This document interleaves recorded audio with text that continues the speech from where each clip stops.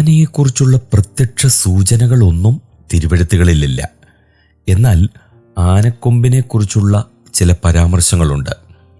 ആനക്കൊമ്പുകളിലധികവും ആഫ്രിക്കയിൽ നിന്നോ മറ്റ് ഏഷ്യൻ രാഷ്ട്രങ്ങളിൽ നിന്നോ ഇറക്കുമതി ചെയ്തവയാണ്.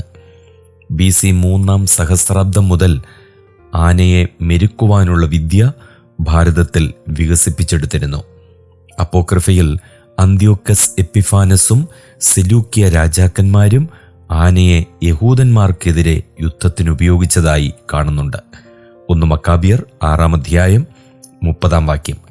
ആനക്കൊമ്പ് വിലയേറിയ വ്യാപാര ചരക്കായിരുന്നു. 1 രാജാക്കന്മാർ 10-22, 2 ദിനവൃത്താന്തം 9-ാം അധ്യായം 21-ാം വാക്യം.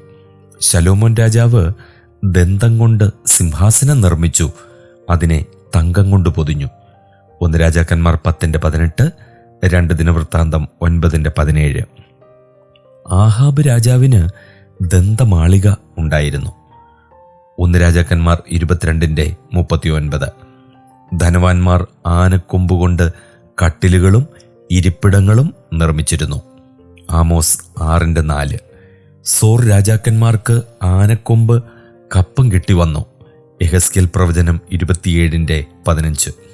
രാജകീയ സുഖ സൗകര്യങ്ങളുടെ പ്രതീകമായി ദന്തമന്ദിരത്തെക്കുറിച്ച് പറയുന്നുണ്ട്. സങ്കീർത്തനം 45-8. വെളിപ്പാട് 18-12 ദന്തനിർമ്മിത വസ്തുക്കളെക്കുറിച്ചുള്ള പരാമർശവുമുണ്ട്.